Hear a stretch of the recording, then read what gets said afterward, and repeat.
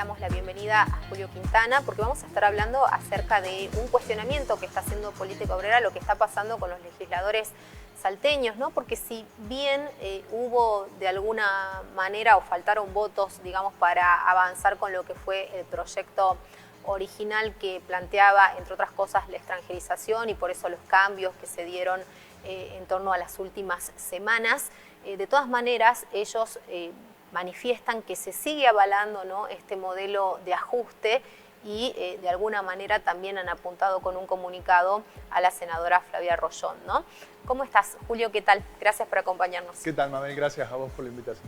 Bueno, contame, ¿cuál es la lectura que ustedes hacen acerca de esto básicamente? Obviamente hubo un rechazo social contundente, que creo que fue también lo que quitó esa posibilidad de acompañamiento generalizado, como vemos especialmente, ¿no?, a través de los legisladores que representan a los gobernadores aliados.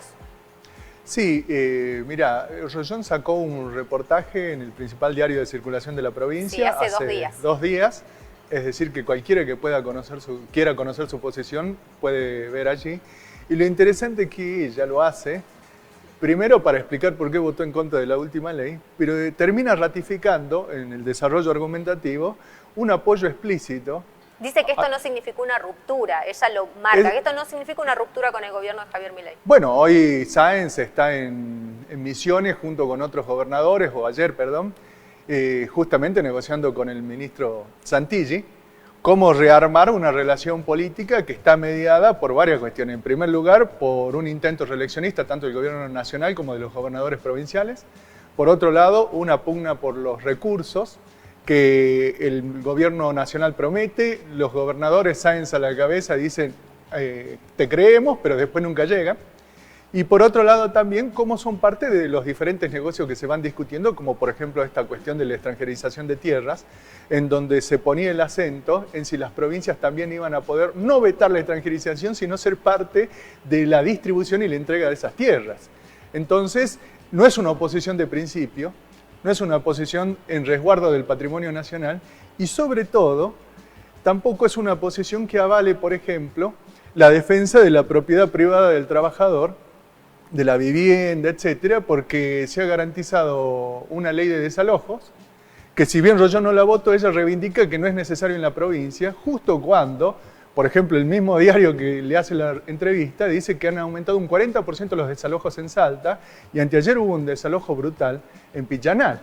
Entonces tenemos una situación terrible para los trabajadores porque primero un déficit habitacional de más de 100.000 viviendas, por ejemplo, en Salta, y mucho mayor en Argentina, se calcula, ¿no es cierto?, más de 8 millones de personas viviendo de alquiler. O sea que 30.000 han aumentado desde la pandemia esta parte, porque yo recuerdo que en algún momento se hablaba justamente, ¿no?, de que eran 70.000 las viviendas por lo menos que faltaban. Y yo te digo que debe ser más. Ajá. Pero el cálculo oficial es más o menos ese, 100.000 viviendas.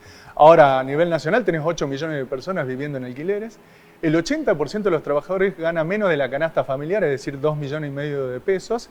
Y el 50% gana lo que es la línea de la pobreza. Entonces, vos tenés una situación, además de endeudamiento de la familia, que plantea la posibilidad de desalojos masivos, como lo venimos denunciando, y esto ha sido reivindicado por Rollón. Lo peor del reportaje es que le marca una agenda reaccionaria a Milei, porque dice que se debe tratar de inmediato una reforma que pide el FMI, que piden los grandes capitalistas, los acreedores de la deuda, que es la reforma previsional. Sí. ¿En qué consiste esta reforma previsional? Para los activos, pasar la edad de 65 a 70 para los varones de jubilación, de 60 a 65 para las mujeres. Ya no nos va a quedar margen para vivir. Y no. Para disfrutar por lo menos. Pero esto ya no tiene tampoco nada de jubileo, porque la jubilación va a ser una pensión ultra miserable, más de lo que ya son las actuales jubilaciones, que están por debajo de la línea de indigencia. Y vos imaginate, cualquier trabajador activo que quiera hoy en día mejorar su jubilación a futuro va a tener que recurrir a un fondo de pensión privado, es decir, que ingresan de este modo las AFJP para el famoso mercado de capitales que quiere armar Caputo para financiar el tesoro y el pago de la deuda pública. Esto ya terminó en un gran potencial desfalco de los trabajadores en la década pasada, o mejor dicho, hace 2 décadas, y por eso se terminaron expropiando las AFJP, porque el sistema iba a colapsar e íbamos a tener millones de jubilados sin jubilaciones porque la plata no estaba en las AFJP. Entonces volvemos a este esquema fraudulento de confiscación de los trabajadores, de destrucción de un derecho histórico, y lo pide Rollón diciendo estas son las prioridades. Entonces a nosotros nos pareció muy importante poner blanco sobre negro contra este operativo de lavarse de las manos solamente porque hubo una fenomenal movilización popular y el gobierno de Sáenz, el peronismo en general, entiende mucho más que acá este modelo de Milei va a colapsar, este esquema político y financiero hace aguas por todos lados y que si no se pone paño frío a ciertas situaciones, esa tendencia a la rebelión que hoy en día se gesta en los trabajadores y que se manifestó en esa fenomenal movilización que hubo no solamente en Capital Federal, marchamos acá, en otras provincias, contra esta ley y contra el gobierno, puede seguir desarrollándose y llevarse puesto a todos. Nosotros en este punto somos partidarios de acabar con Milei y sus cómplices sobre la base de una huelga general que necesariamente tiene que surgir de las bases, de las autoconvocatorias, de las coordinadoras, porque las direcciones de los sindicatos están todas entregadas al gobierno. Vos imagínate, la CGT acaba de firmar la posibilidad de que se cambien 800 convenios colectivos vigentes, tirando por el suelo el argumento de que a los trabajadores activos no se lo iba a tocar con la reforma laboral antiobrera que se acaba de aprobar en nombre de los derechos adquiridos. ¿Dónde están plasmados esos derechos adquiridos? En los convenios colectivos establecidos previamente a esta ley. Ahora se van a revisar todos. Es decir, que hoy en día no los nuevos trabajadores, sino la totalidad de la clase obrera se va a ver afectada por esta contrarreforma laboral antiobrera, con el concurso de la burocracia sindical, y por eso la huelga general tiene que surgir de las bases como históricamente ha pasado ya en el país. Bueno, la verdad que es una situación muy compleja. Ayer veíamos también las manifestaciones en torno a la defensa de la ciencia y de la educación, ¿no? Hay muchos sectores que están siendo afectados en simultáneo y obviamente hay muchos frentes abiertos y también se habla esto, ¿no? El crecimiento del antimileísmo como un fenómeno, bueno, que se dio en el corto plazo dentro de todo y que para muchos ya está superando, digamos, el dato de lo que se conocía como el antiperonismo, ¿no? Obviamente enfrentados, digamos, como modelos, pero está como pisando fuerte. ¿Cómo creen que va a evolucionar esto? Porque evidentemente todos sentimos que de alguna manera esta férrea oposición que se ha dado incluso con manifestaciones de artistas, de futbolistas, y muchos atribuyen incluso a esta jornada épica en lo futbolístico, que fue ese famoso partido contra Inglaterra en el marco del Mundial, la bandera que se desplegó, ¿no? Reivindicando la soberanía nacional sobre las Islas Malvinas, a este sentir colectivo de unidad y sobre todo de defensa de nuestro territorio, ¿no? Creo que también eso ha sido un punto clave para que la gente se manifieste y además esto que vos decís, lamentablemente hay muchas personas que no llegan a fin de mes y obviamente no pueden afrontar lo que es el pago de un alquiler. Es demasiado complejo y no es porque sean personas que quieran estar en mora, sino porque realmente los salarios han sufrido un impacto tremendo, los servicios han multiplicado obviamente la demanda que tenían en lo económico, los gastos han proliferado, ¿no? Por más que uno se quiera achicar, que no es culpa del trabajador, sino porque gastan más de lo que ganan. A veces haces malabares con lo que tenés y aún así no llegás, reducís consumo de todo, ¿no? Sí, porque el problema fundamental está en que las mediciones del INDEC están cuestionadas por los propios técnicos del INDEC. Marcos Labaña, su antiguo director, renunció justamente porque este gobierno no quiere aplicar una fórmula actualizada que sopese adecuadamente lo que son los precios de los alquileres, de los servicios públicos y cómo estos se han comido gran parte de un salario que encima viene, como vos bien decís, en caída, además de una liquidación del trabajo formal. Entonces, bajo este cuadro tenemos un empobrecimiento masivo que ha sido la contracara de un pago sistemático de una deuda usuraria sobre la base de una destrucción social fenomenal y que no ha garantizado ninguna salida política porque este gobierno está naufragando. Yo lo he planteado en una serie de reportajes, pero por ejemplo ahora el lunes pasado lo planteó ¿cómo es que se llama? Carlos Pañi.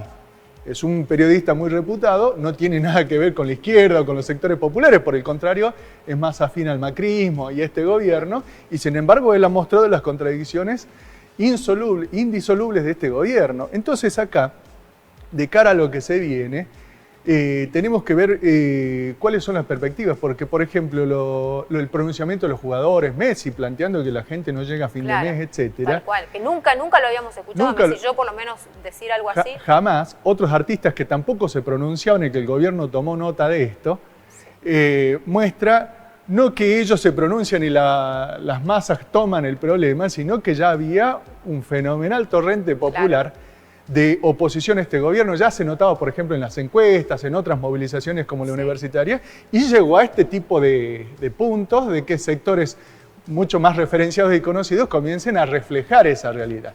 Entonces, hoy en día el problema es el cuadro de maniobras que hay para que todo ese torrente obrero y popular no pueda llegar a un cauce adecuado en relación a sus propios intereses.